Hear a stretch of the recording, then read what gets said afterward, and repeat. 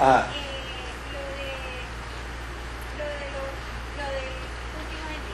sí. Es la primera vez que lo escucho. Ah, Y me gustaría, ¿verdad? Después, como whatever, que ¿sabes dónde puedo conseguir más?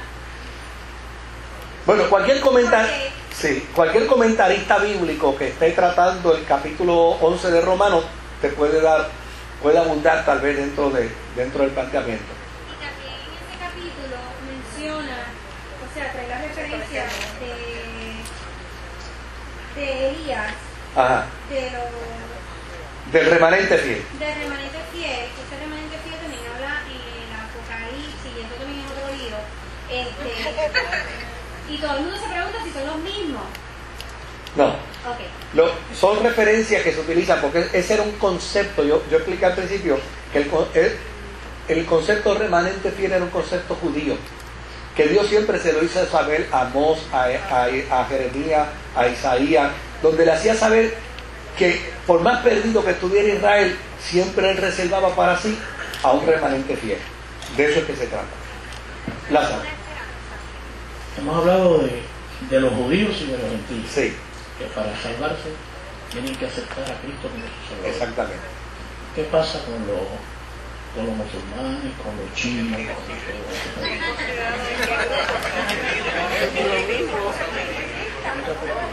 Bueno, mira, para salvarse hay que aceptar a Jesucristo como Salvador. inclusive todo el mundo? Esa es la regla que se nos ha dado a nosotros. Lo que Dios haga en su soberanía, eso es asunto de Él. Eso es asunto de Él. Ahora, ¿qué pasaría con un musulmán? Con un musulmán que dentro de su fe se conduzca conforme al propósito de Dios y nunca haya escuchado el mensaje de Jesucristo. O sea, por ser musulmán se va a perder. Pues exactamente. Los que sin ley mueren, sin ley serán juzgados. O sea, ahora, ¿dónde estribaría el problema?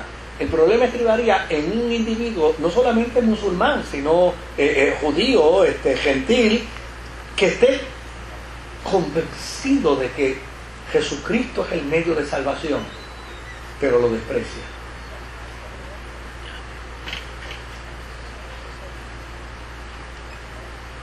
¿Ves?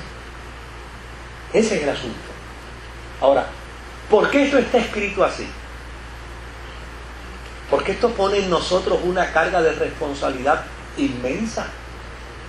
O sea, la salvación del mundo descansa en la persona de Jesucristo, pero la responsabilidad de esa salvación está en manos de ¿quién? De la iglesia, de los cristianos. Somos nosotros los responsables de esa proclamación. Ese es el propósito, ese es el interés.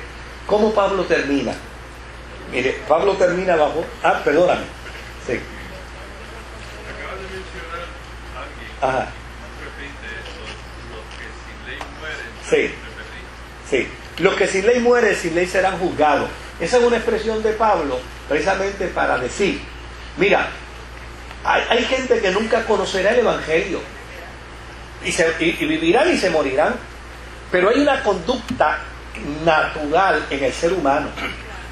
Hay una inclinación natural en el ser humano, precisamente como producto de ser hecho a imagen y semejanza de Dios, que lo lleva a conducirse de forma natural. Por ejemplo, mi papá me decía, mira, que yo sepa, mi abuelo, el papá de él, no conoció el Evangelio, ni de la fe católica ni nada, allá en el barrio Cibao de Camuy, no conoció nada de eso. Pero sin embargo, mi papá dice que cuando se convirtió al Evangelio y empezó a leer la Biblia, se sorprendió de los muchos proverbios que su papá le decía a él. Entonces mi papá decía, pero ¿cómo él entendió esto? ¿Y cómo él sabía esto? Imagínense, hasta el punto de un proverbio que dice, cuando vayas a una casa, a una fiesta, no te sientes sin antes esperar ser invitado a sentarte. Dice, hasta ese proverbio mi papá me lo decía. Entonces él decía, pero ¿cómo? Hasta que finalmente después dice, mira, es una ley natural, es una conducta natural en el ser humano, donde Dios se le revela al hombre y lo lleva precisamente a conocer el propósito y el plan de él. Ahora, ese elemento de esa ley natural puede estar vigente en un individuo hasta que se le proclama el Evangelio de Jesucristo. Pero el que nació en la Amazonas y nunca salió de allí. ¿Ah? El que nació en medio de la Amazonas y nunca salió de allí, Y nunca conoció. la oportunidad de conocer, Pues no por eso se le va a exigir seguir la ley. no, claro que no. Pero probablemente no es que se salve por ser bueno, pero se podrá ser salvo por una conducta natural, de ley natural. No se salva por ser bueno, se salva porque no conoció el Evangelio, pero su conducta natural lo puede llevar a ¿qué? Precisamente a la salvación, porque será juzgado precisamente por su conducta natural. Pero la gran responsabilidad de la iglesia es precisamente la proclamación del Evangelio. Permítame terminar con Pablo en este capítulo, porque después que Pablo termina en el verso 32, como que cae en una cosa de poeta, ¿verdad? De momento para de hacer teología y entonces empieza y se convierte en un poeta a declamar. Y dice: oh profundidad de las riquezas de la sabiduría y de la ciencia de Dios, cuán insondables son sus juicios e inescrutables sus caminos. Porque ¿quién entendió la mente del Señor? ¿O quién fue su consejero? ¿A quién le dio a él primero para que le fuese recompensado? Porque de él y por él y para él son todas las cosas. A él sea la gloria por los siglos. Amén. Mire, vamos a resumir todo esto que está diciendo Pablo aquí en una breve oración. Pablo está diciendo aquí: señores, créanme, no lo entiendo todo, pero de algo estoy seguro: la misericordia de Dios es infinita. O sea, él mismo admite, dice: mira, esto es demasiado grande para mí. ¿Cómo es que Dios va a trabajar todo este asunto? ¿Cómo es que Dios va a trabajar todo esto? ¿Cómo será?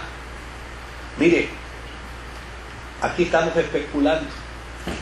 A lo mejor Dios salve a todos los gentiles y salve a todos los judíos, pero eso no lo sabemos. A lo mejor salve a algunos gentiles y a algunos judíos, no lo sabemos. Yo no lo entiendo.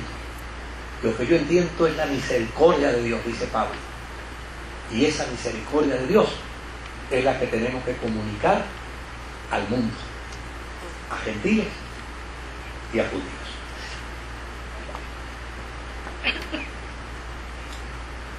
La clave para la salvación es Jesucristo.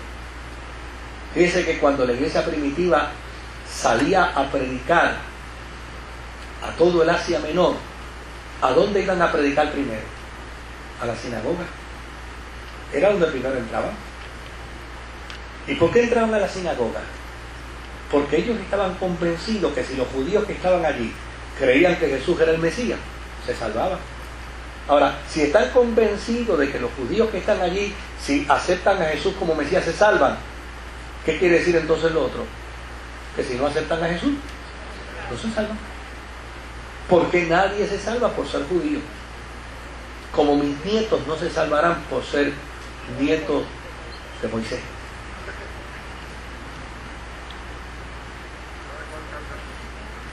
Ah, pero Dios me dio la promesa de que yo crea en Jesucristo y será salvo yo y mi casa. Sí, esa promesa es vigente, pero se salvarán si creen.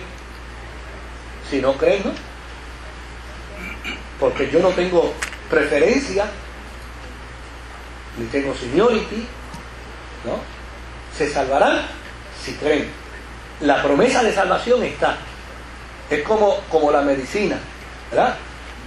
Le puede hacer beneficio si se la toma.